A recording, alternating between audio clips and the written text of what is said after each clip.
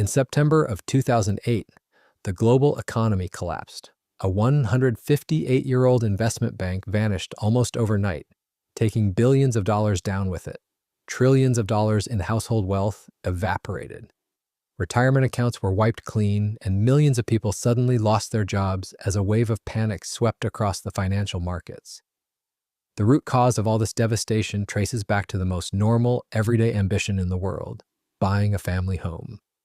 The financial industry took that quiet suburban dream, twisted the rules to profit from it, and built a ticking global time bomb. To see how this happened, we have to look at the early 2000s. The economy was sluggish, so the Federal Reserve decided to make borrowing money incredibly cheap by pushing interest rates down to almost zero.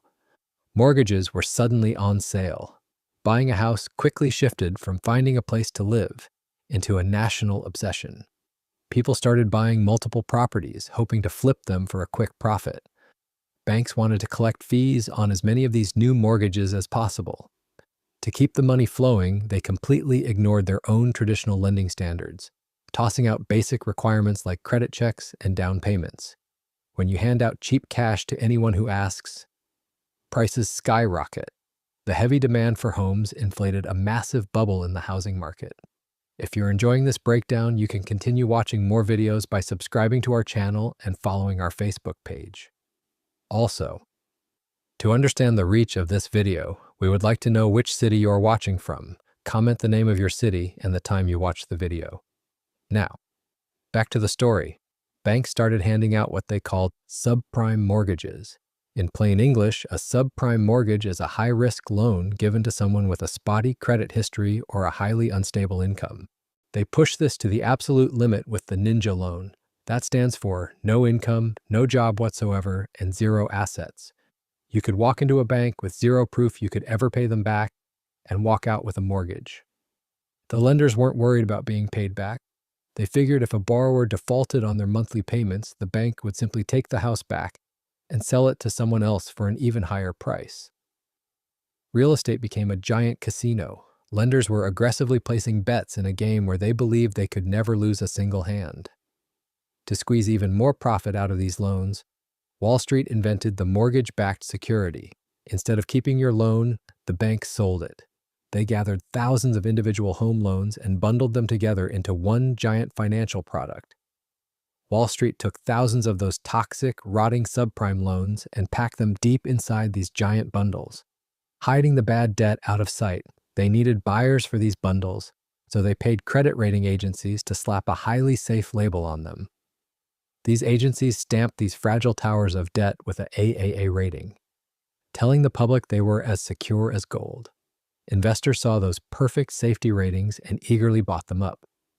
Pension funds, retirement accounts, and international banks all over the world poured billions of dollars into these products.